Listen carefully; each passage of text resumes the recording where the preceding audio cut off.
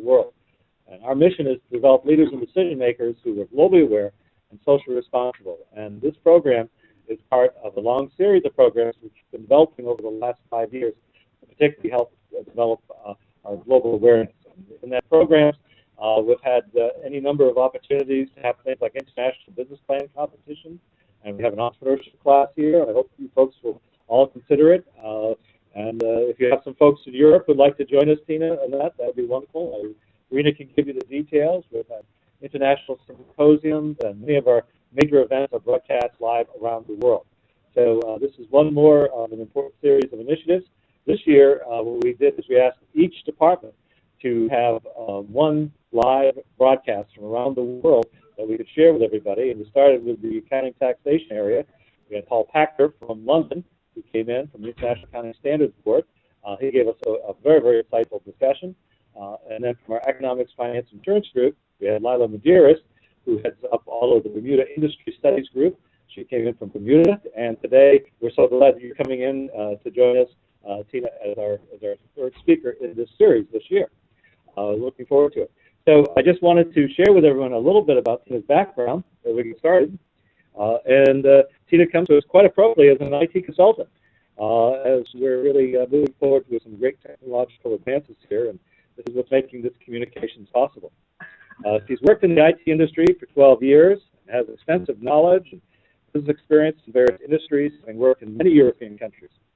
As a German and British national, she's familiar with different business models and focuses on the link between business requirements and IT solutions. Her main activities concentrate on providing hands-on project management to improve the information flow within a company using suitable IT software to serve the objectives of the company. This rare combination has enabled her customers to react faster to change, keep knowledge within the company rather than in people's heads, and using the most suitable IT solutions. Tina has run a number of businesses over 30 years in the leisure, tourism, automotive, and IT industries. She has worked in many countries, such as Germany, Holland, Belgium, Latvia, the Middle East, and South Africa.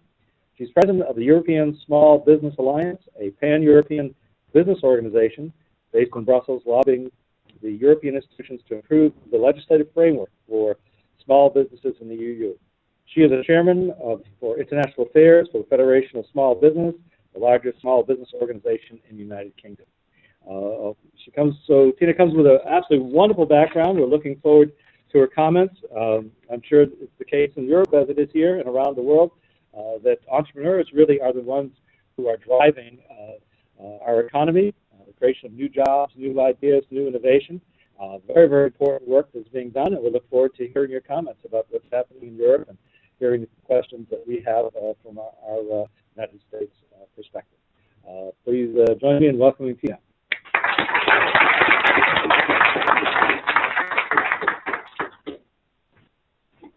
Am I going to see the audience?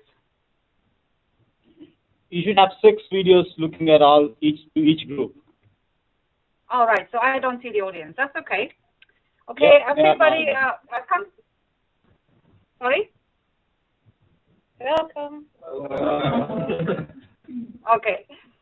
I would like to give you a talk a bit about the EU today, and I was going to introduce myself, but I just had a wonderful introduction, much better than I could do it.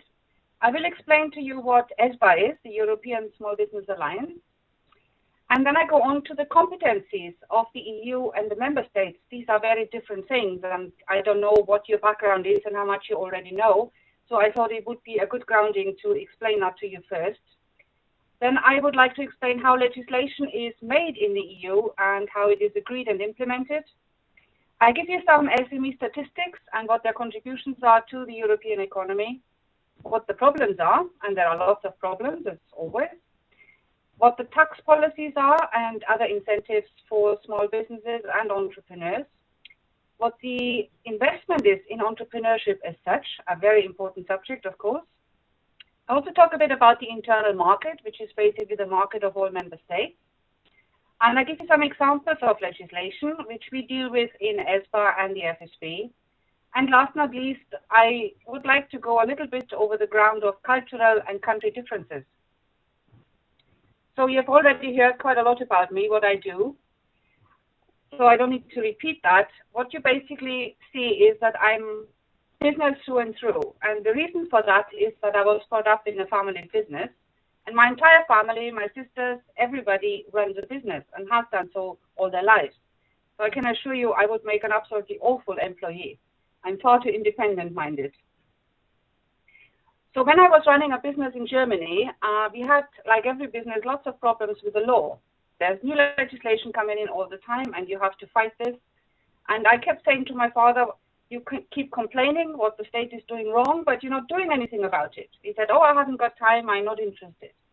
And it was only when I came to the UK that here I found an organization, the Federation of Small Businesses, who actually wanted to do something about it, to improve legislation and the legislative environment in the UK. And I found that very attractive. And this is how I got involved as a business person in the FSB. And it went from there on to the European scene, and now I'm really involved in legislation and how to make the environment better. So I spend half my time in my business because somebody needs to pay the bill, and the other half I spend as a lobbyist, an activist in the European Union. European Small Business Alliance is a pan-European organization, and what that means is it has 15 organizations from different member states. And it is very important to be pan-European in Brussels. The reason being is that there is horrendous competition. I mean, Brussels after Washington is the most lobbied place in the world. So you have lots and lots of organizations, be it national ones, regional ones, trade organizations, big business, small business, human rights, trade unions. Everybody wants to have a say. And the Commission and the Parliament, who are usually at the receiving end of this attention, they cannot deal with all these organizations. There are about 8,000 in the European Union. So they are much preferred to speak to pan-European organizations where they get a consolidated opinion over, let's say, 15, 20, 27 countries. And this helps them making up their minds a lot quicker.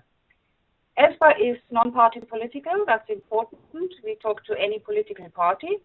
And what we are a voluntary membership organization as opposed to a statutory member organization. I don't think you have this in the US, but in Austria, in France, in Germany, in quite a few EU states, you have organizations where you have to be a member if you want to run a business. This is historically, it's a historical reason for it. It comes from the old guilds. So if you, for instance, are a hairdresser in Germany, you have to be a member there. You have to pay your dues, and they will work on behalf of you, whether you like it or not. You can input, but usually people just pay their due, and that is that. Now, ESPA is not such an organization. There is no law saying you have to be a member of ESPA. This is totally voluntary. And for us, being heavily influenced by the UK, where, again, statutory bodies don't exist, for us it's important that the membership organizations are voluntary. ESPA was set up in 1998, and we are a lobby organization, quite clearly, but we concentrate on micro and small company interests. So it is only micro ones and small, not even medium so much. When you hear the term SME, small and medium-sized enterprise, that's the standard term used in Brussels. We always say this is incorrect. It should be MSE, micro and small, and not small and medium. And the reason for that is pure statistics, and I will give you the statistics in a little while.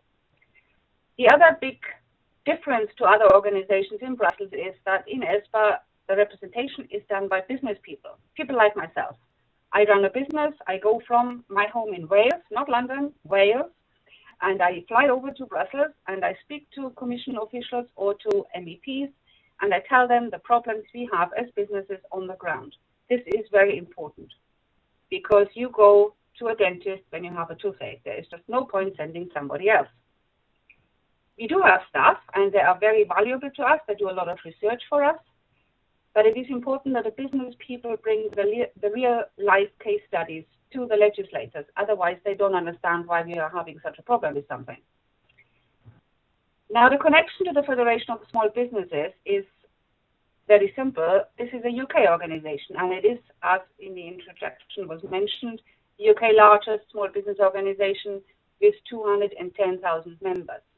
That may sound a lot, but I do know I had contact with the NFIB in the US.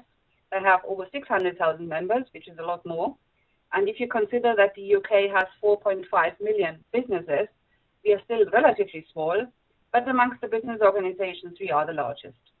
I became a member of the FSB as a business about 15 years ago, and I got involved in the activities, first in Wales, then national, and I ended up representing the FSB interests in Brussels. And I do this side by side with ESBA. FSB has an office, ESBA has an office. The FSB is also a member as a national organization in ESBA. It's quite complicated, but on the other hand, also straightforward. It gives us a lot of power. As I said before, the competition in Brussels is horrendous, and we need to pool our resources quite a lot. That means ESBA on its own very rarely can achieve anything either, even with all the members we have in different countries. So we team up a lot with other organizations. We try and find common ground and then lobby together if we have the same interest. Now, the key word in Brussels is compromise, and it is always about compromise. Nobody ever gets everything they want. That happens very, very rarely. Because you have 27 countries having to agree on a set of rules, it's not just the country differences, it's the industry differences and the competition therein. So it is always better to team up with others. I have to say, just finishing off with ESBA now, I'm very pleased to say that ESBA was voted Business Association of the Year last November. So I guess we must be doing something right. The benefits we offer is information service, what is going on for small business in Brussels, what laws are going through, where are the problems, what should we be talking about. We do surveys, we do campaigns, and of course we have events. Now let me explain a little bit about the competencies of the EU and member states. And I believe this is quite different from you in the United States. The EU is not a federation. It is an accumulation of member states who, through the Lisbon Treaty, which is the latest treaty, define their competencies, basically saying who can do what. The EU does not have competences in everything, only in certain areas. There is still a big area where member states only can make decisions and not the EU. From a business perspective, of course, we only concentrate on the things which affect business. We do not go into any political compromises or discussions or military discussions. We don't do any of that. Foreign policy is not something we look at all. So from a business perspective, these are mainly issues to do with cross-border trading and the internal market. And to be a bit more precise, the areas of interest are employment law, for instance. Now, in general, employment law is not made in the EU. It is made in the member states.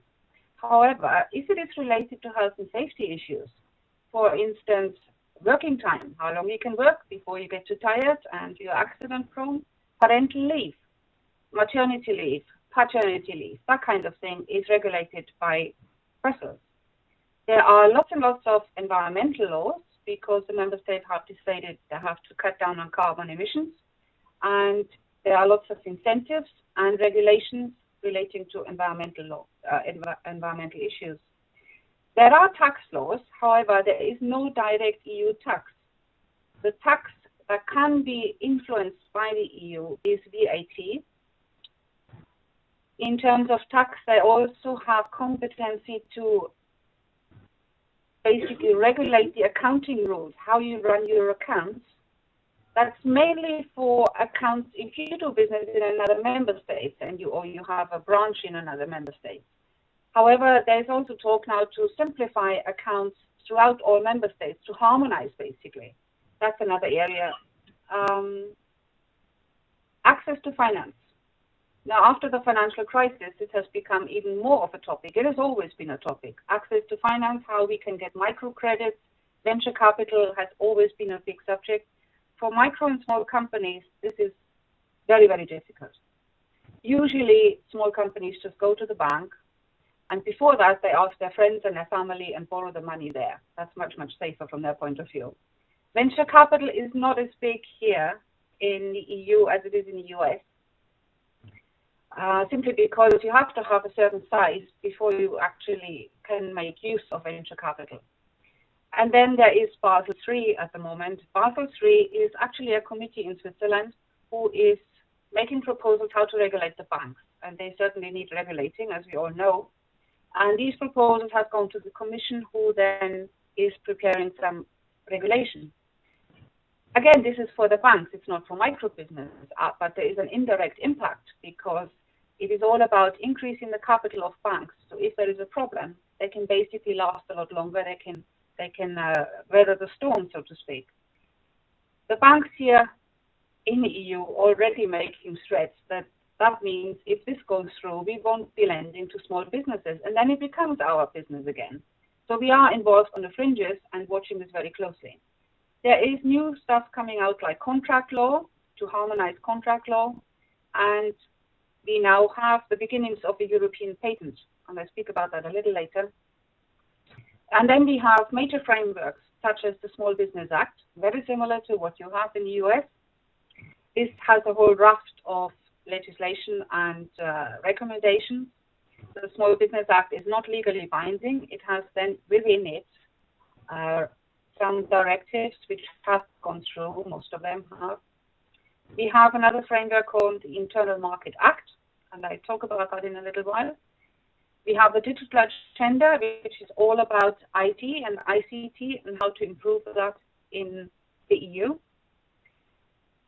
And the last, not least, it is always the same, better regulation. This is always top of the agenda. How can we have less red tape and have easier ways of administering laws to make it easier for micro and small companies? There is one set we look at of issues which is actually not a law, it's a standard. European standards become more and more prevalent in that they overrule national standards. And we know standards for products is fine, we have to have standards, otherwise this doesn't fit into my socket when it should fit the same in Italy. However, standards are becoming more and more popular for services, and services standards can be quite tricky. A standard is, of course, voluntary, but it is more and more used as a replacement for legislation. So rather than saying, you have to do this, they say now there is a standard and you can do this. The reality from our point of view, however, is quite different in that if you want to supply to a public body, the public body like a local authority, for instance, they will have a list of requirements and they will say, are you standardized? Do you have this standard for environment? Do you have a health and safety standard? Do you have this and that? And to have these standards is very costly, not so much in purchasing the standard, but in implementing it and keeping it up to date. So we are arguing that European standards are not voluntary, but they are a requirement for public procurement contracts and also for big business contracts. And that can be a major drawback for a micro company. So how does it work in the EU? What are these laws? There are three types of ways the Commission can regulate something. One is called a regulation. A regulation, once it is agreed, is a law that is immediately binding to all member states. And they are quite rare because regulations have to be agreed by everybody. The Commission is the only body that can propose a law. Then it goes to the Parliament, who have to agree it, and then it goes to the Council, which is the representation of the member states, and they have to agree it. When they're all agreed, all three bodies, then you have a law, and it is basically then published in the official journal. So a regulation becomes law immediately. Then we have directives, which are much more common. Directives are applicable to all member states, but they leave some room for maneuver. They have to be implemented into the national laws. And this can be quite time-consuming. The average is between 2 and 3 years. And I have actually seen firsthand how this works because the UK government invited me for one such a directive, the Services Directive, to be part of this implementation board. And I can tell you this was quite an eye-opener. The last part is a communication. A communication is a friendly request by the Commission, where they basically put down something which may be a good idea. It is not legally binding, but it's basically asking the member states, if you would do that, that would be good, and giving the reasons for it. So it's not a law, but it is a very strong invitation to have a look at this. When it comes to implementation of laws, especially for directives, as you have some grace how you do this, the problem is that each member state does it in a different way. And there you get then these discrepancies between member states. And that in itself causes a great deal of problems to small and micro businesses. So if you have the same law in the UK, it may be implemented differently than it is, for instance, in Hungary.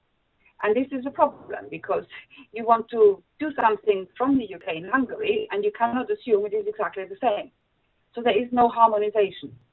My predecessor called it, they're creating the Himalayas. You have up and downs. And the ups we call gold plating. Gold plating is when a member state over-implements. That means they're adding little bits they wanted to do all the while anyway. They add this to the directive. And that's not very welcome, as you can imagine. And there are also instances where you have under-implementation. Like, for instance, I've seen it in Sweden, where local authority blatantly ignore a particular law coming from Brussels. They just don't do it, even if the business says you have to. But it is a law, but the only body that can actually enforce a directive is the Commission. The Commission can say to the member state, you haven't done this, the 2 or 3 years are over and you still haven't done it, so they get some friendly reminders. But if that doesn't work, eventually they have to invoke what we call infringement procedure. And that means the Commission has to take the member states to the Court of Justice in Luxembourg. And this can take a very long time, and there's lots of court cases going on. And the best you can hope for is a financial penalty. They have to pay for what they've not done, but that doesn't mean they're still going to do it. So it is quite a complicated case. So this is how it works in general. It is a lot more complicated than that in practice, but it gives you an overview. So just to reiterate again how this works in terms of agreement and implementation. So any law can only be proposed by the Commission. And they do this because somebody asked them to have a law.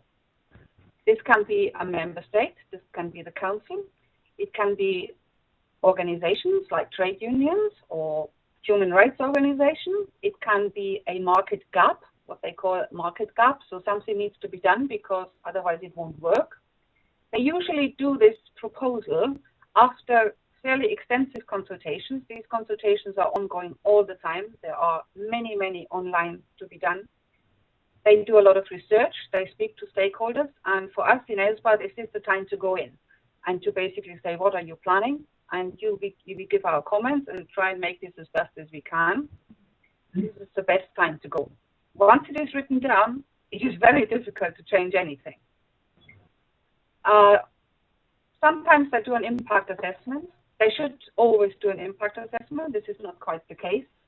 And there are new rules now to have what they call an SME test for an impact assessment, where the new legislation proposal is basically examined, what is it going to do to small and medium businesses? These SME impact assessments tests are not very good right now. We have looked at many legislations and they're just not there or very little. And this needs a great deal of improving, so we keep a very strong eye on it. Then the proposal comes out and it goes to the Parliament.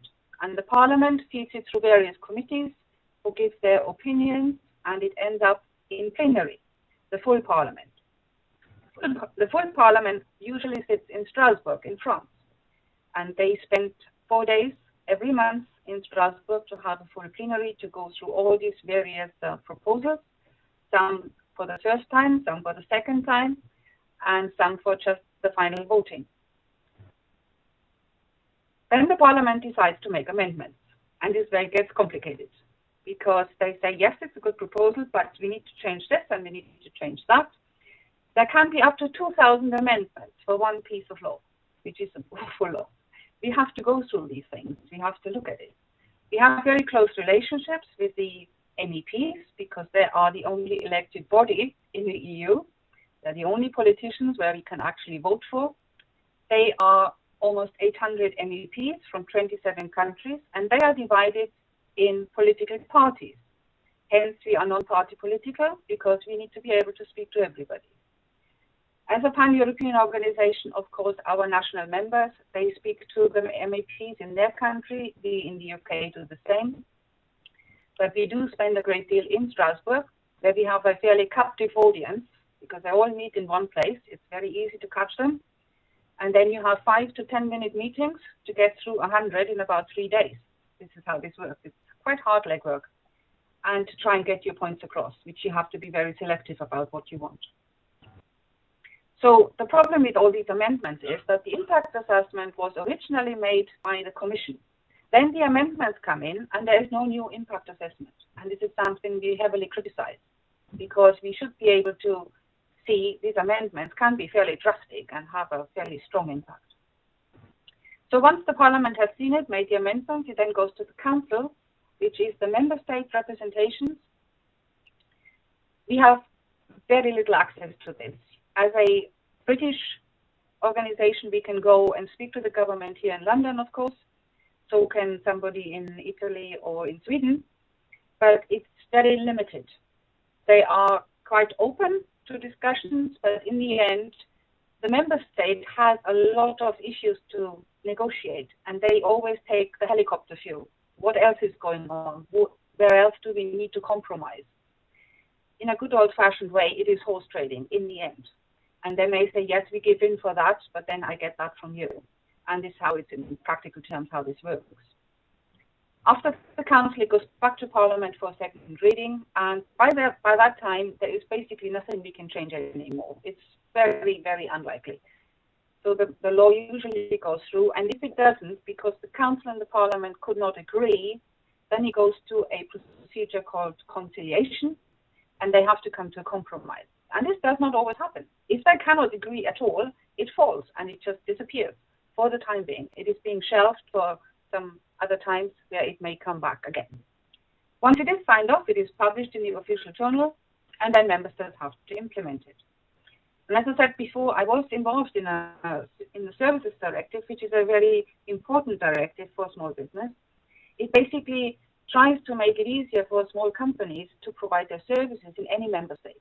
And to do that, you need to know a lot about another state. What are their employment laws? What are their, what do you have to register there? How do you set up an office? All that information is basically on online portals in the language of the country, but some even do it in English to have a common language. And it helps a lot because you can do all these things. You can even apply for licenses, and the local authorities in another state have to give you the application online or not. So it helps a lot. It's very time-saving. And the UK government at the time decided it would be a good idea to have a representative of small business, which was myself, and a representative of big business on the implementation team. And there I learned a lot how the member state lawyers have to make this fit into the national law, which then goes through the national parliament, and they have to do all this within 2 to 3 years. It sounds a long time, but it is not. So this was an interesting experience. The Services Directive is up and running. Also, it's not working quite as well yet. Let me give you some SME statistics. First of all, I think the categories of companies is different here than it is to you. A micro company is a business which has 1 to 9 employees. A small company is 10 to 49 employees. A medium size is 50 to 249, and the large company is over 250. And incredibly, it is the micro companies that make 91.5% of all businesses in the EU, and there are about 23 million of them. So 91% are micro companies. Small companies are just over 7%, medium size only 1.1%. And the large companies with over 250 employees, only 0.2%.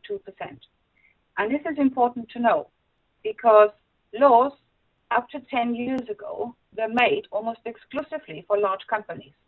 So a very complicated law where you need somebody dedicated to actually implement it in your company, large businesses could do that.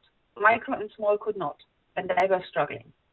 This has changed over the last 10 years. It was one of the major changes that the Commission and the Parliament have recognized that it is the SMEs and I believe we have to go even further down, the micros, who actually are the backbone of the economy, and they create the jobs.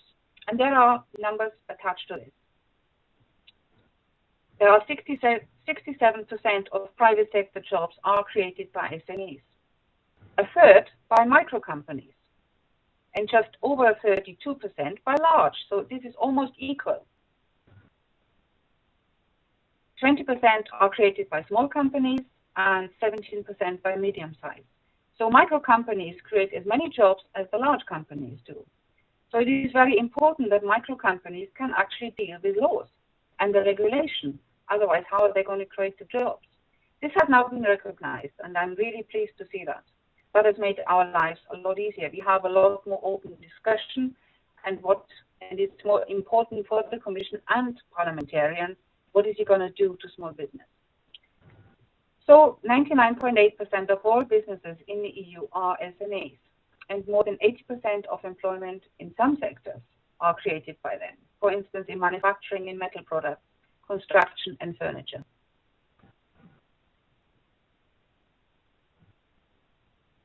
We move on. That's the statistics.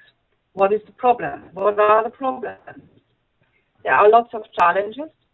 And I just give you the headlines, as I can't go into all of them. Number one is, and will be for the considerable time, administrative burden, red tape. This is the biggest complaint we have from our membership across the EU. Number two is access to finance, which of course has increased quite a bit in the last 2 years. Taxation, also have to say taxation is probably not on an EU level, this is on a member state level. And we always have to make the difference between what is EU and what is member state. I get this a lot from our members when they complain about something. They send me an email, what are we doing about this? And then I have to look first, is it a UK law or is it an EU law? And only then can I start answering. The lack of skills is number 4, and lack of skills of employees, education basically. Access to public procurement, still a major problem. The requirements too high. For instance, you have to have 3 years accounts before you can bid for a tender for something. And for a new company, this is not possible. You have lots of standards, meet standards, which lots of micro companies don't have. The next down the line is unfair and too strong competition. And the competition within the EU is normal commercial competition. It is usually between large and small companies. The larger companies who subcontract to the smaller ones or the smaller ones in the supply chain. Then we have labor law, which is a big problem. And access to the single market, surprisingly. You would have thought it has become a lot easier because, as it says in the treaties, free movement of goods, people, capital. This is not quite the case as yet in practice. Tax policies I was asked to talk about a little bit, and that's not quite so easy as there is not much tax competency in the EU. It is usually handled by the member states, and they're very reluctant to give any more tax powers to the Commission, simply because every member state wants a tax for themselves. This is except for VAT, value-added tax. I believe that the EU is financed partially through a share of the VAT collected in member states. And for that reason, I believe, the Commission has set a minimum level for VAT. So no member state can have less than 15% VAT. And you can have 2 exemptions, which cannot be under 5%. And it's up to the member states to pick which products or services they want to apply this to. So there is no direct tax. However, it is now being discussed, mainly in terms of environmental taxes, to have a carbon tax directly paid to the EU. I think this is not going anywhere right now because in this time of austerity, everybody is tightening their belts. And I think that discussion will go on for a long time before it becomes reality. There is currently talk about harmonizing corporation tax. Corporation tax, of course, is one means for a member state to distinguish themselves against another. This is to invite foreign investment. And this harmonization of corporation tax is heavily disputed right now, especially by the countries which have low corporation tax, such as Ireland and the Czech Republic. It may come to something, we don't know yet. It is being discussed right now. Environmental taxes are indirect taxes through the member states. They are on fuel tax. They are usually designed to entice a certain behavior, to basically use less electricity or use less fuel. It is really about steering behavior of citizens into the right direction. So in general, taxes are not so much used as incentives in the EU. Incentives are usually given through legislation by saying you don't have to do this, or we make it easier for you, or by funding, by grants and by public funding, which is either directly distributed through Brussels, but in most cases it is channeled through various bodies, usually banks in the member states. Some examples of incentives in terms of tax, for instance, is the Late Payment Directive. This is a directive which is part of the Small Business Act, and it has become law now. It is being implemented currently in the member states, and this is a very good directive because it says that every public body in the EU has to pay their supplier within 30 days. That's pretty good. In the UK, it makes absolutely no difference because the British government has been paying within 10 days for the last 2 years to have cash flow. But still, for other member states, it is a major, major bonus. It even attempts to legislate business to business, where it says if you have a contract with another business, it has to be paid for within 60 days, unless there is a very good reason not to, and it's not grossly unfair. Again, this is a bit difficult to define, and I can see how companies end up in court over it, but it is a start. So this is taxes, entrepreneurship. Investment in entrepreneurship is a big, big subject. There are lots of grants and funding going on to entice people to become entrepreneurs. And of course, there are big differences in the member states. You have Western countries, which are very entrepreneurial, not as much as none of them, I think, is anywhere near as entrepreneurial as the US. But in EU terms, the UK is fairly entrepreneurial. They're called a country of shopkeepers. The Netherlands, people are very keen to grow their businesses. But then again, you have the East, the old communist countries, where entrepreneurship is a word which is sometimes not even understood. I have absolutely no idea what that is.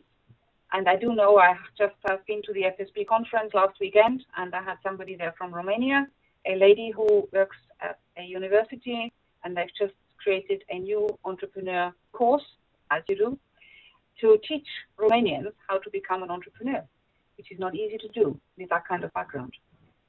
Another investment in entrepreneurship is by making it easier to set up a company, for instance, so it doesn't take as long. In some companies, it can take months. In some countries, in the UK, it takes about a day, if that. So if they're trying very hard to harmonize that, to make it very quick to set up a company. Bankruptcy laws is a big hindrance in the EU. It's not like in the US, where if you've gone bankrupt, great, you have a great experience. Hopefully you won't make the mistake again. You learned your lesson. Let's carry on. In the EU, this is a completely different thing. I have been very close to bankruptcy once or twice for various reasons. And I can tell you it is the most scary thing that can ever happen to you in this country or in Germany. It was in Germany as it happened. You lose all the credit facilities. You cannot become a director anymore. You basically are an outcast. You wouldn't dare mention that you have gone bankrupt. It is that bad. This has to change. And in terms of laws, you can do a lot. But people's perception of somebody who's gone bankrupt is very, very negative. And it is the ultimate nightmare for every entrepreneur in the EU to go bankrupt. So education and skills investment is extremely important. And I found out through that lady in Romania, as it happens, she wrote a book and she gave it to me and I read it the other day. And it's quite astonishing that entrepreneurial education in secondary schools is actually only available in a handful of countries, like the UK, Finland, Poland, Cyprus, Ireland, and Spain. All the other countries do not have any kind of entrepreneurial education in their schools. It does not exist. Some are on their way to introduce it, thank God, but it will take some time. So it is not natural that you basically say, okay, we grow our entrepreneurs. I was very lucky. I'm coming from a business family. You know, I was brought up with that sort of ethic and that sort of background knowledge. But for somebody who doesn't come from a family like that, it's very difficult. The Commission has also introduced women ambassadors to entice more women into business. And there are now women ambassadors in various member states, and they act as a role model. They do talks, they speak to children, to students, to anybody who might be interested. And of course, exchange of good practice in terms of entrepreneurship is extremely important. And I have to say the Commission is very good in doing that. Lots of events. There's also a program called Erasmus for Entrepreneurs. This is a cross-border exchange program to help new and would-be entrepreneurs to acquire the right skills. And I thought it was a wonderful program, and I know it is heavily oversubscribed, but I only read the other day that only 600 people in the entirety of the EU have actually done it. So that's not a lot. And I give you one example just to finish that subject. I went to university very late, only 10 years ago. I did not go after my A-levels. I went straight into work, into a business really. So there was a entrepreneur online course which I attended, and I did my degree in that. And it was meant to educate people to set up their own business. And there were about 200 of us. We were the first batch to go through. And we finished, only 20 finished in the end, and none of them set up a business. And if you wonder why, I asked them, why don't you do it? They said, well, we now know how to do it, but we've also seen the risks that is involved, and we have seen the regulation that is involved, and it's much easier to go to work. So no, thank you. So this really was quite an eye-opener. I think I was only one out of 200 who actually had a business already. So it is a mindset, and it has to grow over time, and it's not easy. Internal market, just to talk a little bit about that. It is a big market, 27 countries, 350 million people, but only 8% of SMEs are actually active in the single market. That is because most small companies only trade locally. They trade roughly at a 50-mile radius, and that's as far as you go, not even national. It depends on the size of the country, obviously. Countries like Malta, they export a lot more, simply because their home market is so small. But big countries like France, Germany, Spain, UK, Italy, most companies only trade locally. They are just not interested. So the Commission has decided to have a new framework, the Single Market Act, to entice people more to trade in the internal market. And to find out what best to do, they asked Mario Monti to write a report, and it may be quite interesting to you to read that report because it tells you a lot about the internal market. It's called the Mario Monti report, very simple. You can find it on the internet, and it's quite interesting. It is about the European patent, for instance. It is not possible so far to have one patent for all 27 countries. You have to have a patent in each country. Now, if you know about patents, then you can imagine how expensive this is. It's been recently that finally we have 25 countries agreeing to have one patent in only 3 languages, and that is English, French, and German. But the Spanish and Italians are not having it, so they have not agreed to this. It is also still quite unclear if you have a dispute over a patent, which court you can go to. Can you go to your own, or do you have to go to another state? So these are the issues that are involved in a multicultural, multilingual area like our internal market here. Online cross-border purchases in internal market, only 7% of consumers actually buy online from another state because they don't know what their rights are, and the people who sell, our businesses, don't want to sell to somebody in Austria because they don't speak German and they don't know what the consumer law is in Austria. And if there is a dispute, what are they going to do? So it is extremely difficult to actually sell abroad. And there's lots of websites you find. I mean, I've noticed them in the UK, you know, UK only. We do not sell anywhere else. And this is very detrimental to the internal market. Services Directive hopefully will help a lot to at least provide the information for small companies to go and expand abroad into another member state. Access to public procurement. There are lots and lots of tenders in different countries, and over a certain amount you actually have to tender EU-wide. But small and medium-sized companies are very reluctant to do that. Again, the language problem, the requirements, the laws of their countries are not known, and that makes it very difficult. EU invoicing is also a problem. They have now a new regulation is going through that e-invoicing is being acknowledged. They're always a little bit behind with technology when it comes to this.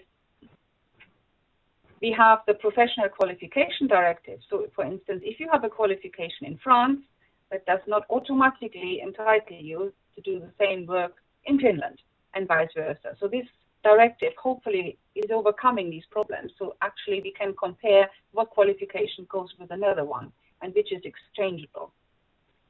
And then we have the IMI, which is an internal market information system. And this is actually nothing to do with businesses directly.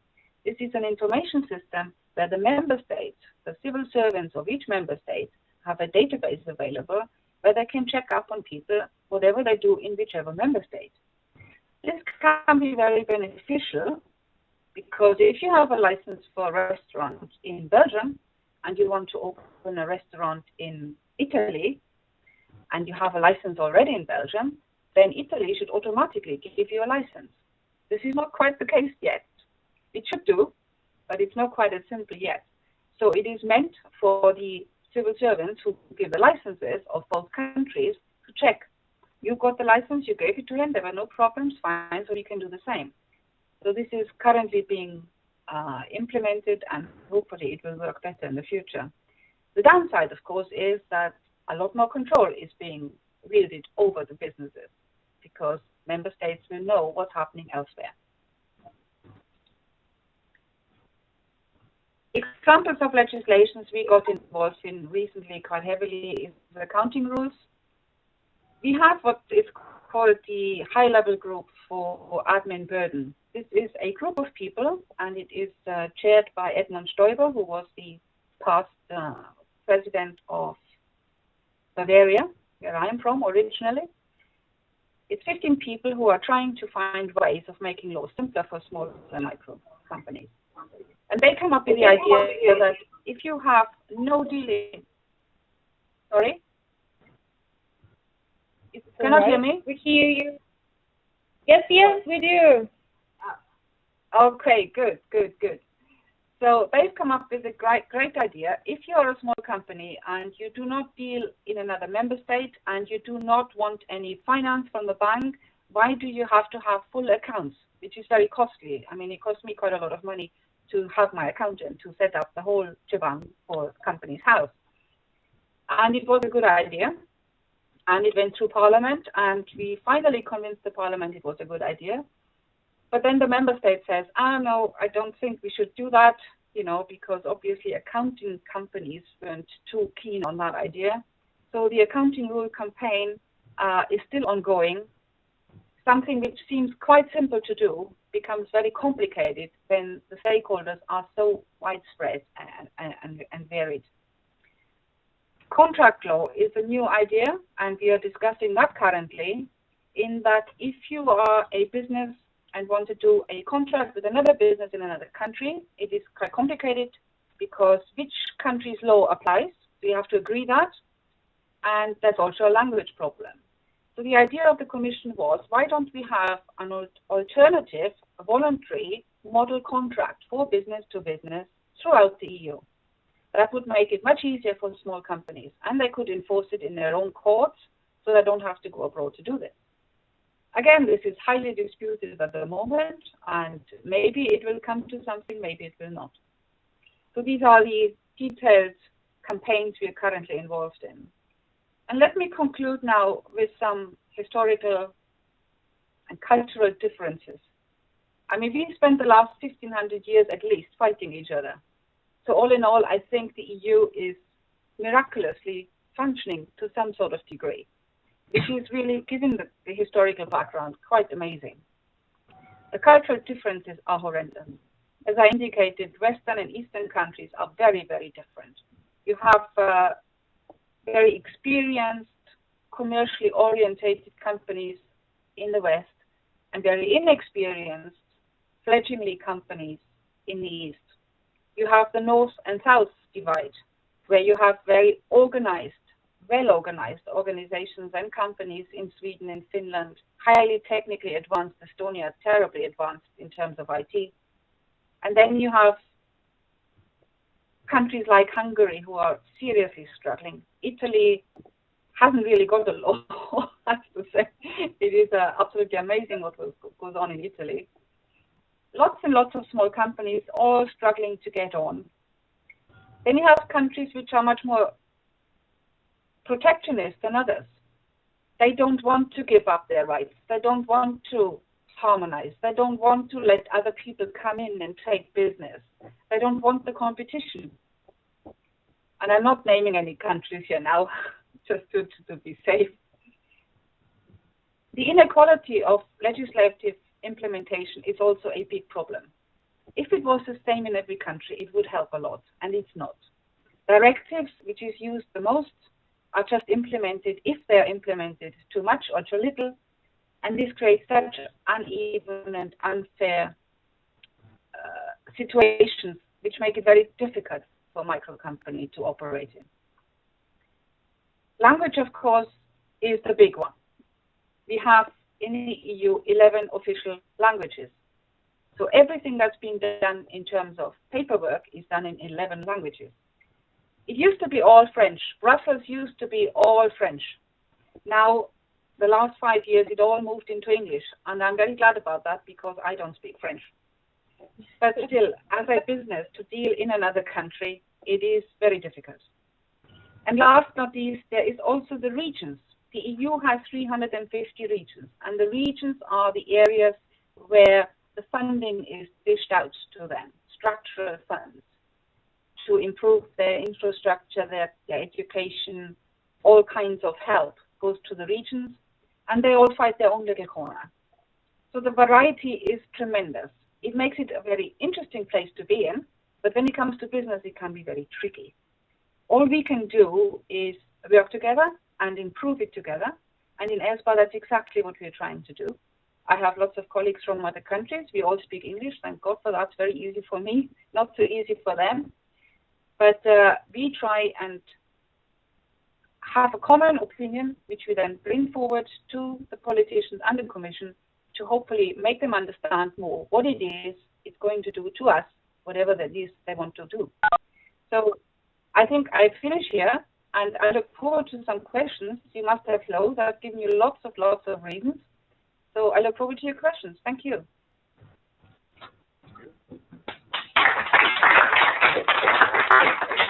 Thank you very much, Tina. And we still have 15 minutes till the end. And if you do not mind, students want to ask questions. We'll start with Team 3. First. Unmute your mic first.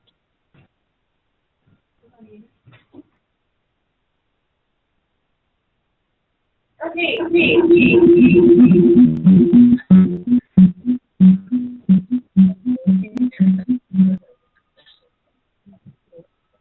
I know you talked a little bit about the differences, but considering that the European Small Business Alliance represents small businesses all over Europe, how does the alliance manage all the different legal and regulatory, economical, and cultural tugs in the different countries? We do that right before they become a member.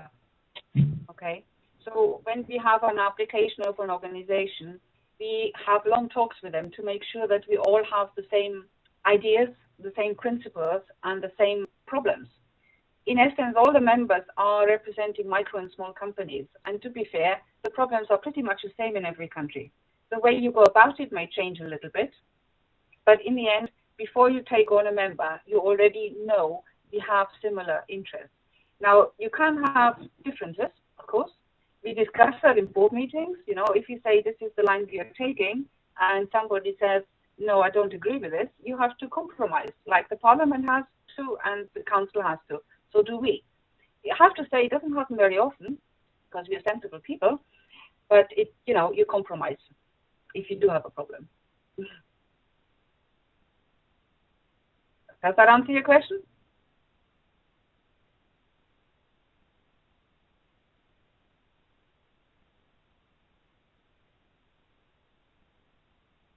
Hello, can you hear me? Right, so the SBA, we know, is a really big company in Europe, or a big corporation or organization. So, it's really rewarding for what you guys are trying to do for all these businesses.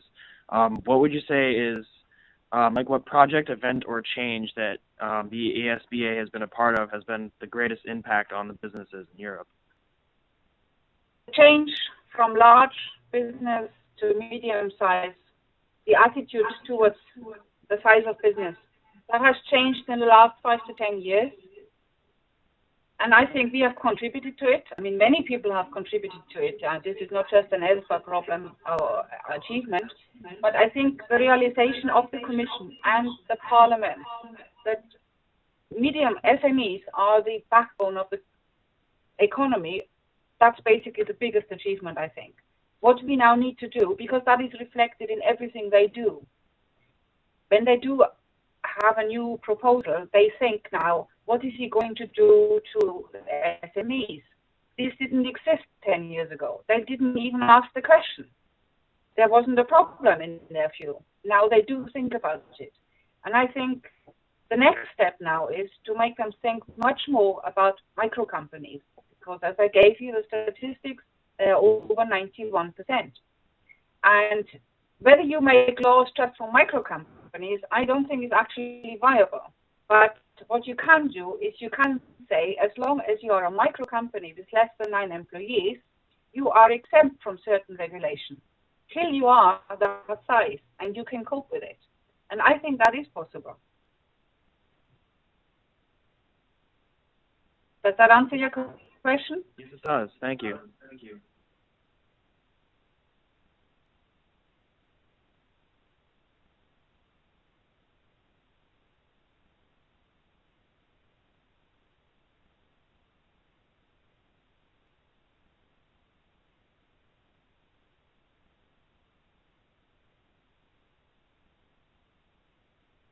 Hi, I have a question. What experiences from your personal life shape the philosophies representing the interest of small business, the self-employed context of all European Union policies and initiatives with direct or indirect impact on our business environment? Sorry, I didn't catch that completely. Can you repeat that, please? Sure. What experiences from your personal life help shape the philosophies of representing the interest of small businesses, the self-employed in context of all European policies and initiatives with direct or indirect impact on our business environment? How much time have you got?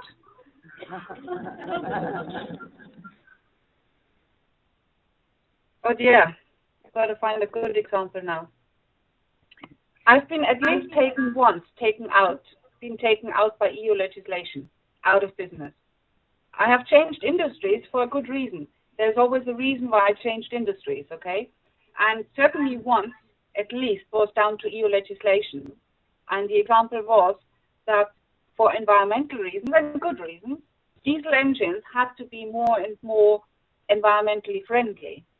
And the diesel engines we sold to Eastern Europe were becoming so difficult and complicated because of that, that they became unsellable. And we basically had to stop the business and do something else. Other legislation, EU legislation, hasn't directly impacted me that much to my knowledge. What has impacted is the lack of legislation. I hate to say that, but the difference between large companies and small companies is pretty bad. When you are a micro company and you have to deal with the big ones, you have very little power indeed. Because even if you have a contract, it is usually out of your reach to implement, to enforce the contract. You would have to take somebody to court, and you just haven't got the knowledge or the money to pay for it. So in the end, this unfairness, this unfair competition within the supply chain often and between large and small is a big problem.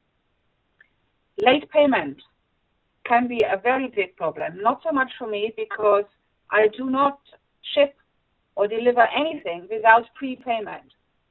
That may sound surprising, but I believe as a small business you have to be very, very safe. I also have to say, because despite all these precautions, I have lost a house. I have basically lost the house I live in, and I had to move out and start again. I started again, and now I have 3 houses again. However, as a small business, you are just very powerless, and you need so much knowledge to be able to fight anything from a public body to a larger company. Sometimes it is national law that can help you, sometimes it's European law. In the end, it all becomes national law because it's being implemented in the member states. So when you say impact of EU legislation, we say in general 50% of all national laws in any member state are EU laws. People don't know that because it's being implemented and turned into a national law in your own country.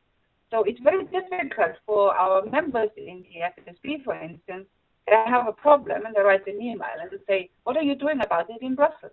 Number one, by the time it comes and they know about it, it is actually already law. There's nothing we can do. Secondly, is it a UK law or is it a EU law? Because once it's implemented in a country, you can't tell the difference. So for a normal business person, they don't know what the difference is. And this makes it very difficult. So I would say there is a good chance that a few more EU laws were, they're certainly responsible why I don't employ anybody. I don't employ anybody, I never have. I subcontract, I co-contract, but I have never employed anybody. Because for me, employment law is so one-sided that I just cannot take the risk, taking not responsibility for somebody else, and then can't get the business or whatever it is, and then this person is without a job. I just can't take that responsibility. So yes, I am influenced by what is happening in Brussels directly. Does that answer your question? Yeah, thank you. Thank you.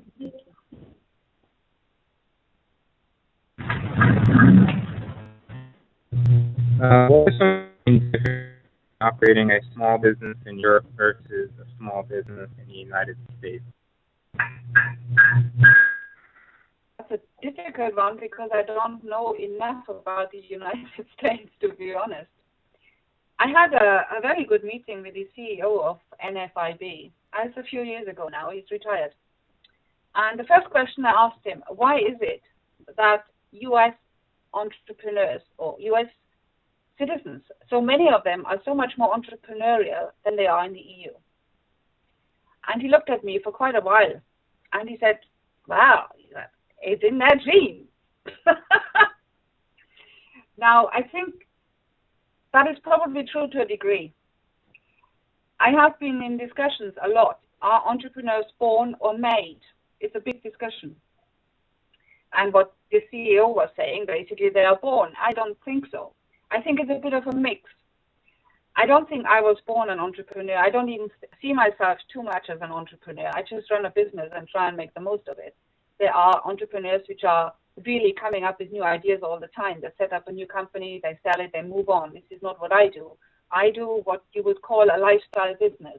It creates a lifestyle for me, but then I'd rather spend my spare time fighting for a small business. So I'm classified as a lifestyle business and not really that entrepreneurial. I don't want to be an employee, that's for sure, but I am taking very calculated risks. So there is a bit of a mix. I think you can give education to people to give them the knowledge to become an entrepreneur. But the risk-taking is something you have to be prepared to do. And that, I think, is born. You get that, you have it or you don't. To be ready and to be prepared to take a risk like losing your home is quite something. I mean, you don't expect that, obviously. You don't go into business and say, oh, I may lose my home, You don't do that. But it is a possibility, and it happens quite a lot. So I think it's a mixture of born and made. You do need the knowledge. And I have to say, even after 25 years in business, when I did do my online course and my degree, I was amazed how much I didn't know. And worst of all, I learned so much and I thought, oh my God, had I known this before, it would have saved me a lot of money. So yes, I think you need the knowledge, but you need to have the genes to take the risk.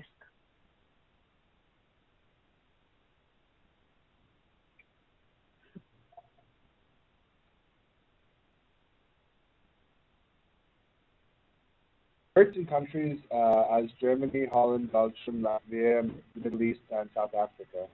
How is the process of running multiple businesses in each country different? And also, in each country, up to date? Is each country up to date with all its technology? This was over a fairly long time period, 20 years. Latvia. Now, where do I start? Let's start in chronological order. Middle East, I was for 2 years, and there I did not run a business. I was actually an employee. Because in the Middle East, if you want to set up a company in Dubai, I was based in Dubai, and it was 15 years ago. Dubai was a very different place then. Nothing like it is today. There were no street names, and there weren't as many skyscrapers either, and certainly not all these hotels. And I was working in the travel industry. And I was considering setting up a company, but what stopped me was that 51% of the company have to be owned by a local. And as a woman, there was absolutely no way I could go into business with a local man, as you can imagine. So that wasn't an option. So I just worked as an employee. But then again, you know, I worked for Emirates Airlines for a while, and I made some, after 4 months, I wrote a big report how to improve things, and promptly got fired, only to be picked up by the competition. So that's how that was. Latvia was the next destination, which was, as opposed to Dubai, extremely poor and extremely cold. Latvia was just 1 year was just independent for 1 year. And that was almost like the Wild East. There were no laws. There was no banking system.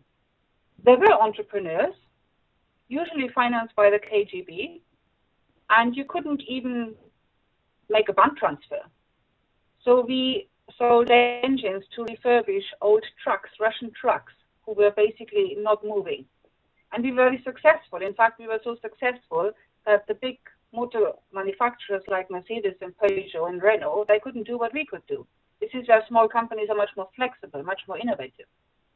But of course, they couldn't pay us, so I was carrying dollar notes in my handbag, $30,000, $40,000, $50,000, and moved them back to the UK because there was no banking system. So you had entrepreneurs on one hand who were quite happy to try anything, but the vast majority of people were just desperate to get a job. Because obviously the big organizations, the big factories started to close down. They were all Russian owned. It was a difficult time. We sold the company after 5 years, but I didn't stay there for too long.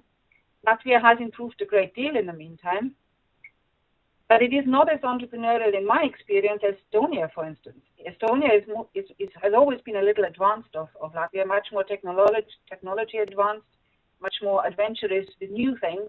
Latvia is more difficult because they have a more difficult population. 50% are Russians, as opposed to a much smaller percentage in Estonia. You also always have to, when I go to a country, you always have to look at the history. Where are these people coming from? What is their background? That decides their thinking. Now, the interesting thing about the Baltic states, Estonia, Latvia, and Lithuania, is that they used to be, before the Second World War, they had the same economies as Sweden. They used to be very rich countries, which made them a perfect target, obviously. But they have the entrepreneurial spirit in there. But of course, once they were taken over by Russia, a lot of Latvians, Estonians were moved to Siberia and replaced by Russians. And that took out a lot of entrepreneurial thinking. It is coming back, but it will take a little bit longer. We had a lot to do in Holland, Belgium, absolute pleasure, very entrepreneurial, no problem at all. And you would have thought UK is very entrepreneurial, but I had to do with companies. I give you a bad example. A company in Kent who were making tank ends for moving fluid around on tankers. And they were supposed to ship this to Belgium. And they said, they can't do this. And we said, why can't you do this? You just load them on a truck and it goes on a ferry and it goes across. There was no tunnel yet. No, we can't. It's too far. I said, it's only 50 kilometers across a bit of water. And they just wouldn't do it. The barrier, there's a bit of an island thinking sometimes, which can hold people back. But then you have entrepreneurs like a ship breaking company in the north who were quite happy to move to Latvia to look at their shipyards and to see what they can do in terms of metal. So you find different people in every country, but you can see from the history where they're coming from, and some learn quicker than others. It's not so easy to generalize, you know. You have to go and look at the details. You find good ones and bad ones. Try and find the good ones. Well, we have 2 minutes for last question. Okay, just a second. The team is coming to. That's the question. No, that's fine. You can talk. Right here. Oh, okay. Hi. Last question. How important is it for small business or companies in general to be a part of an organization like ESBA? Very important, obviously. It is very important. Now, for a number of reasons. You need to know what's going on. And we need the companies to give examples to the policymakers to say, look, this is bad. And we have an example and we bring you the person and they can explain it to you. The trouble is that most small companies haven't got time for this. That's the reality. A lot of companies, they have to set up the business, they're busy in their business to develop it, they have family, they've got lots and lots of things to do. So we have a number of activists, but nowhere near enough as I would like. Because what I do is a bit mad, really, because I should concentrate on my business much more than I actually do, because I'm in Brussels instead. So I think it is very important, and we are actually opening our membership now to individual persons and individual companies. So they don't actually have to be a member of a national organization. They can come and be a member directly, and they get information services from us so they know what's going on. And when they see something that really affects them, they can contact us and say, oh, look, have you thought of that? And they will also help us with surveys. We need to know what they think. We need to get more to the individual companies. So we are opening up the membership in the next few months directly to companies. And hopefully we will find many in the EU. I really don't know how many there are and what the interest exactly is. We will find out. Okay, thank you. Well, thank you very much, Tina, for incredible information on small businesses and micro businesses, by the way, in Europe. It was so interesting for us, and thank you for answering our questions. And I seriously hope that we would continue our collaboration. Thank you.